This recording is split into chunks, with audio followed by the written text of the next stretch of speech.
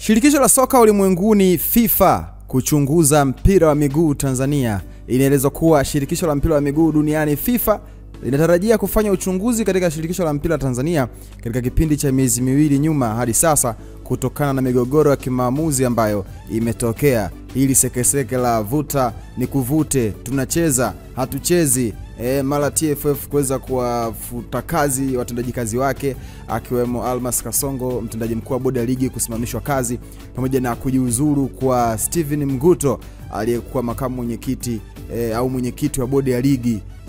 Huyu cheo chake ni mwenyekiti wa bodi ya ligi ya Tanzania.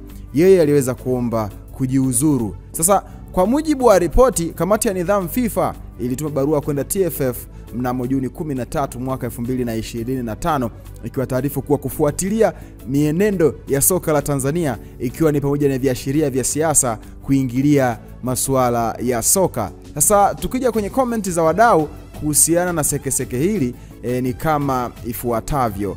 Huyu anasema safi kabisa. Huyu ni mdau ambaye amependezwa na hatua ya FIFA kuweza kuwachukulia hatua, kufanya uchunguzi kwenye soka la Bongo kwa kile ambacho kinaendelea. Mvutano huo ni upi? Yeye ndiye ameamua aseme hivyo. Safi kabisa. Huyu mwingine anasema wakimaliza wafungie kabisa, huu ni upuuzi mtupu. Huyu mwingine anasema si mlisema mpira umeshinda?